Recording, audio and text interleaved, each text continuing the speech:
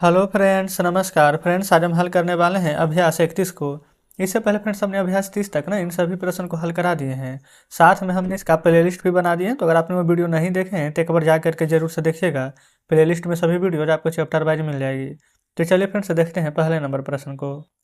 यहीं पर फ्रेंड्स सभी प्रश्न को ना हल करते हुए चलेंगे। देखिएगा पहले नंबर को बोला गया ना कि निम्नलिखित घनों का घनफल निकालें जिसकी कि एक भुजा यहाँ पर दिया गया है। ठीक है। अच्छा, घनफल कहने का मतलब क्या होता है ना कि घन का आयतन, घन का आयतन बराबर फॉर्मूला होता है भुजा का क्यूब। लिख दीजिएगा घन का आयतन बराबर भुजा क्यूब। ठीक है। अब यहाँ पर देखेंगे फ्रेंड्स भुजा कितना है 26 सेंटीमीटर ना, तो जस्ट यहाँ पर 26 का क्यूब कर देंगे। 26 का क्यूब कीजिएगा ना तो आपका आंसर निकल कर आ जाएगा 17,576। ठीक है। अच्छा, सेंटीमीटर में है और क्यूब में है ना, तो यहाँ पर लिख दीजिएगा सेंटीमीटर क्यूब। यही हमारा आंसर आ जाएगा। ये आंसर कैसे आया ना, इसको ऐसे करके आप लिख सकते हैं 26 गुना 26 आप तीनों को गुना करेंगे ना फ्रेंड्स तो आपको इतना प्राप्त हो जाएगा, है ना। तो जस्ट इस प्रकार से हमारा पहला नंबर प्रश्न सॉल्व हो जाता है। चलिए आगे देख लेंगे यहाँ पर दूसरे नंबर को। दूसरा नंबर में 48 से यहाँ पर देखेंगे 58 है, 2.75 मीटर है ना। ये सभी का सभी प्रश्न फ्रेंड्स इसी प्रकार से बनेगा। ठीक है। टोटल तो ये दोनों छोड़ देते हैं, एक दशमलव वाला बता देते हैं। यहाँ भी सेम यही चीज़ लिखेंगे। ठीक है ना, कि घन का आयतन बराबर भुजा का क्यूब। ठीक है, कुछ भी चेंज नहीं करना आपको। 2.75 है ना, तो 2.75 का क्यूब। इसका क्यूब कीजिएगा ना तो आपको निकल कर आ जाएगा 20.796875। घन मीटर है फ्रेंड्स, तो मीटर क्यूब लिख दीजिएगा। ये हम पहले से गुना करके रखे थे ताकि यहाँ पर ज़्यादा टाइम वेस्ट ना हो। ठीक है। 2.75 गुना 2.75 गुना 2.75 करना है। इसको मैं फ्रेंड्स 4.25 गुना 4.25 इस प्रकार से 3 बार कर दीजिएगा। ठीक है। चलिए छठा देखिए, जो एक जैसा प्रश्न है फ्रेंड्स उसको हम छोड़ रहे हैं। ठीक है ना। छठा में बोला गया है कि लंबाई 15 सेंटीमीटर, चौड़ाई इतना है और मोटाई इतना दिया गया है। तो जस्ट यहाँ भी देखेगा ना घनफल ही याद करना है। तो जहाँ जहाँ आपको यहाँ पर घन मिलेगा सीधा गुना कर देना है। ठीक है। तो यहाँ पर था क्या घनों का ना, यहाँ पर फ्रेंड्स घनाभ। तो देखिए जब घनाभ का आयतन निकालेंगे ना, क्योंकि जब आयताकार ठोस बोला गया ना तो आयताकार ठोस क्या होता है, ये हमारा घनाभ होता है। तो घन का आयतन जिससे कि यहाँ पर भुजा क्यूब होता है ना, उसी प्रकार से यहाँ पर लिख लीजिएगा घनाभ का आयतन। ठीक है।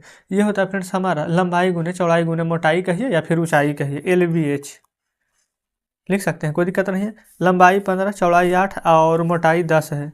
तो यहाँ पर कर देंगे 15 गुने 8 गुने 10। आप कहेंगे जी बिल्कुल कर देंगे। अब गुना कीजिएगा ना तो 15 8 के 20 से 120 एक सोना ये वाला, तो ये हो जाएगा फ्रेंड्स हमारा यहाँ पर 1200। और सेंटीमीटर में था तो सेंटीमीटर क्यूब कर देंगे।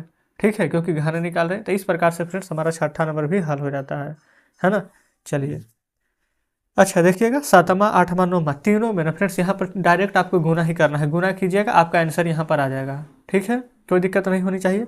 फिर भी फ्रेंड्स हम यहाँ पर क्या करते हैं, जो दशमलव वाला है ना नौवां नंबर, हम इसको हल कर देते हैं।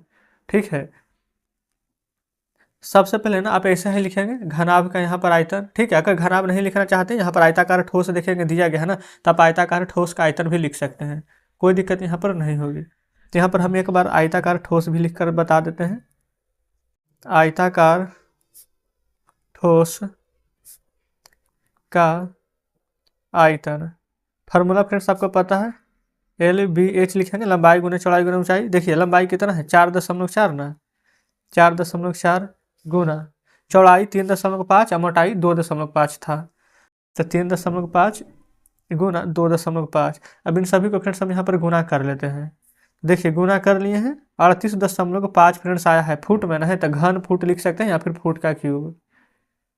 क्योंकि फ्रेंड्स दशमलव के बाद जितना भी जीरो आएगा ना तो जीरो का कोई भी महत्व नहीं होता। ठीक है। तो जीरो नहीं भी लिखेंगे तो कोई दिक्कत यहाँ पर नहीं होने वाली है।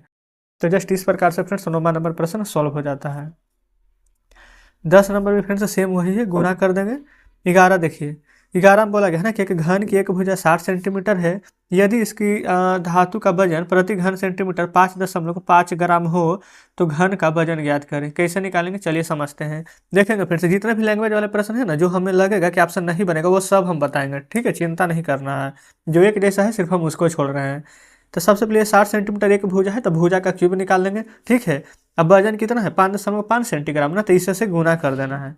ठीक है, चलिए सॉल्व कर लेते हैं फ्रेंड्स। यहीं पर 11 नंबर प्रश्न है। 11 नंबर को यहाँ पर लिख लेंगे घन का आयतन। घन का आयतन क्या होता है हमारा, भुजा का क्यूब। ठीक है, फार्मूला भी लिखते चलते हैं साथ में, ताकि फ्रेंड्स यहाँ पर आपको बढ़िया से याद हो जाए। चलिए, अब यहाँ पर भुजा का क्यूब लिख लिए हैं। भुजा था कितना 60 ना, तो ये हो जाएगा 60 का क्यूब। देखिए 6 का क्यूब 216 होता है ना, 1 जीरो है, क्यूब कर रहे हैं तो यहाँ पर 3 जीरो आप दे दीजिएगा। आप कहेंगे बिल्कुल सही। अब इसके बाद बोला गया था ना कोई कुल वजन, तो जस्ट यहाँ पर लिख दीजिएगा कुल वजन 5.5 ग्राम ना था, लेकिन फ्रेंड्स आयतन हम कितना निकाले थे 216, 3 को जीरो था, इसी में ना आपको गुना कर देना है 5.5 से। ठीक है, तो 5.5 से गुना कीजिएगा ना, तो आ जाएगा 11, 88, 000, इतना फ्रेंड्स ग्राम आ जाएगा। अच्छा, इससे पहले वाला जो मतलब दशमलव के बाद जब जीरो आएगा ना, तो उसका फ्रेंड्स कोई भी महत्व नहीं रह जाएगा। क्लियर है, तो देखिएगा इस प्रकार से फ्रेंड्स हमारा यहाँ पर 11 नंबर प्रश्न सॉल्व हो जाता है ना। चलिए आगे बढ़ते हैं 12 नंबर प्रश्न पर। ये रहा फ्रेंड्स यहाँ पर 12 नंबर प्रश्न। बर्मा बोला गया ना, एक आयताकार ठोस की लंबाई इतना है, चौड़ाई इतना है, मोटाई इतना है। ठीक है, दिया गया है सभी। तो फ्रेंड्स यहाँ पर क्या निकालना है, जो पहले देखिएगा यहाँ पर हम क्या निकालेंगे, घनाभ का आयतन, जो कि फार्मूला होता है लंबाई गुने चौड़ाई गुने ऊंचाई। अच्छा, घनाभ को आयतन है ना, तो आयतन को भी से वॉल्यूम लिख सकते हैं शॉर्ट में, लंबाई गुना चौड़ाई गुना ऊंचाई, LBH इस प्रकार से लिख सकते हैं, है ना।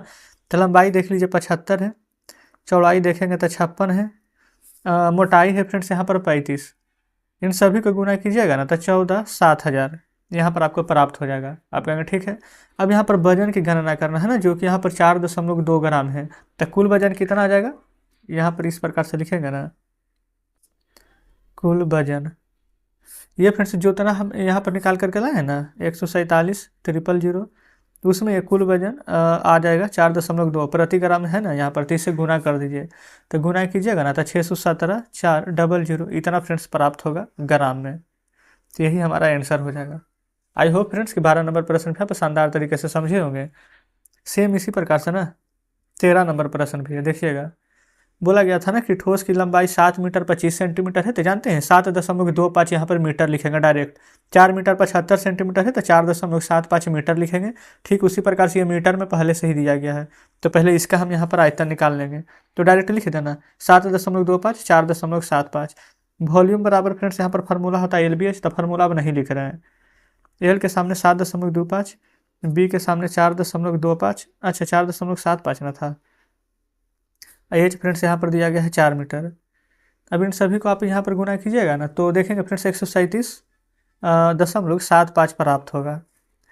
अब बोला गया है ना कि 1 घन मीटर का है मूल्य 25 रुपया, तो हमारे पास तो देखेंगे ना 137.75 घन मीटर है, तो इसका मूल्य कितना हो जाएगा, तो आप यहाँ पर सीधा लिखेगा ना कुल मूल्य 137.75 में गुना कर दीजिएगा आप 25 से।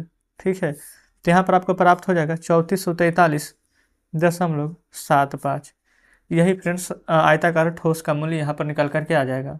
तो जस्ट इस प्रकार से हमारा 13 नंबर प्रश्न भी ना सॉल्व हो जाता है। चलते हैं फ्रेंड्स अगले पेज पर। तो आ चुके हैं फ्रेंड्स नेक्स्ट पेज यानी 14 नंबर प्रश्न पर, है ना।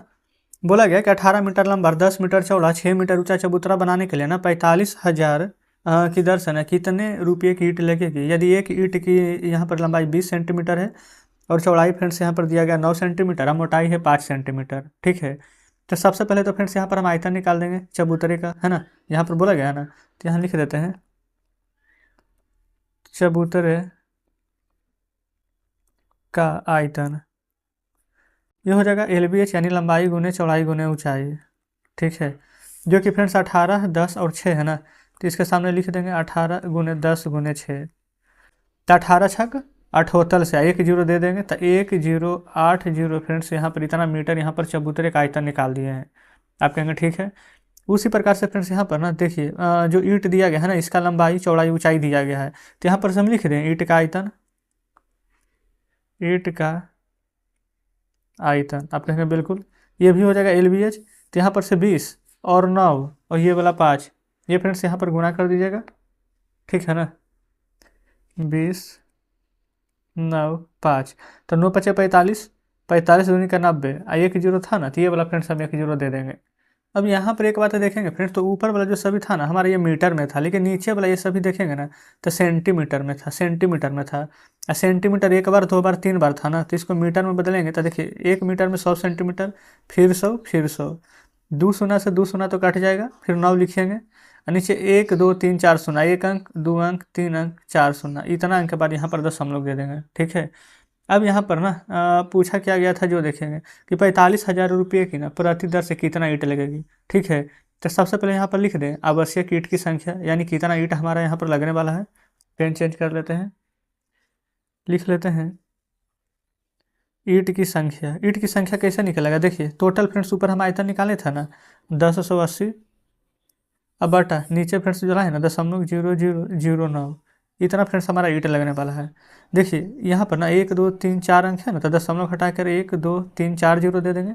9 से लगाएंगे ना, तब 12 नमक 8 होतल से 12 बार में कट जाएगा। 1 2 3 4 5 है, तो 1 2 3 4 5, इतना फ्रेंड्स ना हमारा ईंट यहाँ पर लगने वाला है।